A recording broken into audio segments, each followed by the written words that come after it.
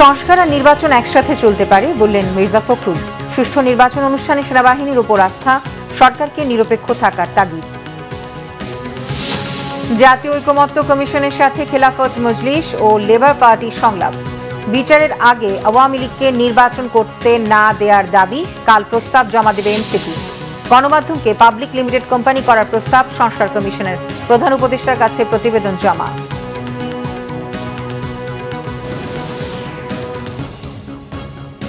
দেখছিলেন ক্রাউন 7 সংবাদ শিরোনাম। এবার বিস্তারিত। বিএনপি মহাসচিব মির্জা ফখরুল ইসলাম আলমগীর বলেছেন, জাতীয় ঐকমত্য কমিশনের সুপারিশে ভবিষ্যতে অনির্বাচিত ব্যক্তিদের রাষ্ট্রীয় দায়িত্বে নিয়োগের অযৌক্তিক প্রচেষ্টা রয়েছে, যা অনভিপ্রেত। তিনি বলেন, সুপারিশ মালায় সাংবিধানিক কমিশন সহ বিভিন্ন কমিশনের প্রস্তাব করা হয়েছে। এ সমস্ত কমিশনের এখতিয়ার, কর্মকাণ্ডের যে বর্ণনা দেওয়া হয়েছে তাতে মনে করার যথেষ্ট কারণ রয়েছে যে আইন বিভাগ ও নির্বাহী বিভাগকে যতটা সম্ভব অবমূল্যায়ন এবং ক্ষমতাহীন করাই এর উদ্দেশ্য। আহমেদ সারওয়ারের রিপোর্ট। জাতীয় ঐকমত্য কমিশনে নিজেদের সুপারিশ জমা দেওয়া উপলক্ষে শনিবার গুলশান কার্যালয়ে সংবাদ সম্মেলন করে বিএনপি। এতে দলের মহাসচিব মির্জা ফখরুল ইসলাম আলমগীর জানান, রবিবার তারা সুপারিশ কমিশনে জমা দেবেন। তিনি বলেন, গণতান্ত্রিক শক্তিসমূহের অন্তর্ভুক্তিমূলক বৃহত্তর ঐক্যের মাধ্যমে সংস্কার প্রস্তাব গ্রহণ এবং বাস্তবায়ন করা আবশ্যক। জনপ্রত্যাশা অনুযায়ী সংস্কার প্রস্তাবগুলোর সাংবিধানিক ও আইনি ভিত্তি প্রদানের জন্য একটি নির্বাচিত সংসদই কেবল উপযুক্ত ফোরাম। জাতীয় ঐকমত্য কমিশনের স্প্রেডশিটের অবস্থা এবং কমিশন সদস্যদের বিভিন্ন সময়ের বক্তব্য ও বিশেষ কয়েকটি রাজনৈতিক দলের বক্তব্য বিবৃতির মধ্যে মিল পাওয়া যায়, যাতে জনমনে প্রশ্নের জন্ম দিতে পারে যে সকল বিষয়গুলো যেন একটি পূর্ব নির্ধারিত কর্ম পরিকল্পনার অংশ, যা গণতন্ত্রের স্বার্থের পক্ষে কিনা সেটা বলা মুশকিল। সুপারিশ মালাসমূহ পর্যালোচনায় প্রতীয়মান হয় যেহেতু ভবিষ্যতে অনির্বাচিত ব্যক্তিদের রাষ্ট্রীয় দায়িত্বে নিয়োগের অযৌক্তিক প্রচেষ্টা রয়েছে, যা অনভিপ্রেত। মির্জা ফখরুল বলেন, সংবিধান ও নির্বাচন ব্যবস্থা সংস্কার কমিশনের সুপারিশসমূহ পর্যালোচনা করলে যে কারো মনে হবে রাজনীতিবিদরা অপাংতেয় এবং অনির্বাচিত লোকদেরই দেশ পরিচালনা করা ভালো। সুপারিশ মালায় সাংবিধানিক কমিশন সহ এনসিসি নতুন বিভিন্ন কমিশনের প্রস্তাব করা হয়েছে।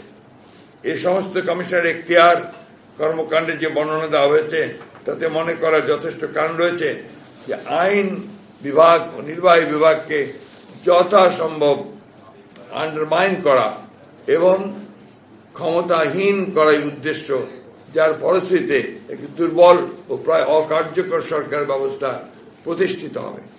সংবাদ সম্মেলনের শুরুতেই গাজায় ইসরায়েলি নৃশংসতার নিন্দা জানানো হয় এবং অবিলম্বে এ ধরনের হামলা বন্ধের দাবি জানায় বিএনপি। অন্যায় যুদ্ধ বন্ধ করার জন্য জাতিসংঘ এবং আহমেদ সারওয়ার, বাংলা ভিশন, ঢাকা। উদ্যোগ নেওয়ার আহ্বান জানাচ্ছি। বিভিন্ন রাজনৈতিক দলের সঙ্গে সংলাপের অংশ হিসেবে খেলাফত মজলিস ও লেবার পার্টির সাথে বৈঠক করেছে জাতীয় ঐকমত্য কমিশন। গণহত্যার অভিযোগে আওয়ামী লীগের বিচারের আগে নির্বাচন করতে না দেওয়ার দাবি জানিয়েছেন নেতারা। সংলাপ শেষে লেবার পার্টির চেয়ারম্যান মোস্তাফিজুর রহমান ইরান জানিয়েছেন, ঐকমত্য কমিশনের ১৬৬টি সুপারিশের মধ্যে ১৪৭টির সাথে একমত পোষণ করেছে তার দল।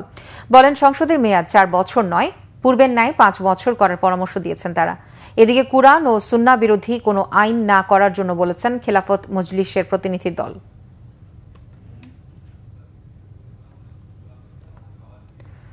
আগামী নির্বাচন গণপরিষদ নির্বাচন হওয়া উচিত বলে মন্তব্য করেছে জাতীয় নাগরিক পার্টি এনসিপি।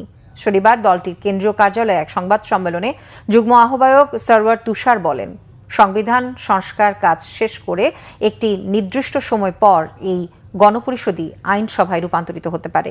এছাড়া সংবাদ সম্মেলনে জানানো হয়, রোববার জাতীয় ঐকমত্য কমিশনে সংস্কার সুপারিশ মালার স্প্রেডশিট জমা দেবে জাতীয় নাগরিক পার্টি। সেখানে ভোট দেওয়ার বয়স 16 বছর এবং নির্বাচনে প্রার্থী হওয়ার বয়স 23 বছর করার প্রস্তাব করবে জাতীয় নাগরিক পার্টি। এনসিপির যুগ্ম আহ্বায়ক জানান, দলটি মনে করে গণ অভ্যুত্থানের পর সংবিধান আর কার্যকর নেই, তাই নতুন করে সংবিধান রচনার দাবি দলটির। গণমাধ্যমকে লিমিটেড কোম্পানি করা, সাংবাদিকদের ন্যূনতম বেতন নির্ধারণ, মালিকদের বিনিয়োগে স্বচ্ছতা সহ 20 দফার সুপারিশ করেছে গণমাধ্যম সংস্কার কমিশন। কমিশনের চেয়ারম্যান কামাল আহমেদ মনে করেন, কালো টাকা গণমাধ্যমের জন্য একটি বড় সমস্যা। দুপুরে রাষ্ট্রীয় অতিথি ভবন যমুনায় প্রধান উপদেষ্টা ডক্টর মোহাম্মদ ইউনূসের কাছে রিপোর্ট জমা দেয় গণমাধ্যম সংস্কার কমিশন। পরে সাংবাদিকদের গণমাধ্যম সংস্কার কমিশনের চেয়ারম্যান কামলা আহমেদ বলেন, সুপারিশ মালায় গণমাধ্যমকে পাবলিক লিমিটেড কোম্পানি করার প্রস্তাব করা হয়েছে। এক হাউস এক মিডিয়া, বিটিভি ও বেতার স্বায়ত্তশাসন করা, ন্যূনতম বেতন কাঠামো নির্ধারণ, মামলা তুলে নেওয়া, আর্থিক নিরাপত্তা প্রদান, সাংবাদিকদের নিরাপত্তা ব্যবস্থা করা, মালিকদের বিনিয়োগের স্বচ্ছতা এবং সরকারি বিজ্ঞাপন অনিয়ম দূর করা, প্রেস কাউন্সিল বিলুপ্ত করে জাতীয় গণমাধ্যম কমিশন গঠনের প্রস্তাব দেওয়া হচ্ছে। নবম গ্রেডে সাংবাদিকদের বেতন স্কেল রাখা সহ 20টি সুপারিশ করা হচ্ছে। পত্রিকার সার্কুলেশন ও টেলিভিশনের টিআরপি নিয়ে জালিয়াতি হচ্ছে। আজ শুরু হচ্ছে বিশ্বের সবচেয়ে দামি ঘরোয়া ক্রিকেটের আসর ইন্ডিয়ান প্রিমিয়ার লিগ আইপিএল। উদ্বোধনী ম্যাচে কলকাতা নাইট রাইডার্সের প্রতিপক্ষ রয়্যাল চ্যালেঞ্জার্স বেঙ্গালুরু। ম্যাচটি শুরু হবে বাংলাদেশ সময় রাত 8টায়। আইপিএলের এটি 18তম আসর। 10 দলের এই tournament defending champion Kolkata night Riders. Bollywood superstar Shahrukh খানের দল গত আসর সহ 3বার হাতে শিরোপা তুলেছে। ডিফেন্ডিং চ্যাম্পিয়ন হিসেবে উদ্বোধনী ম্যাচ হবে কেকেআর এর হোম ভেন্যু কলকাতার ইডেন গার্ডেন্সে।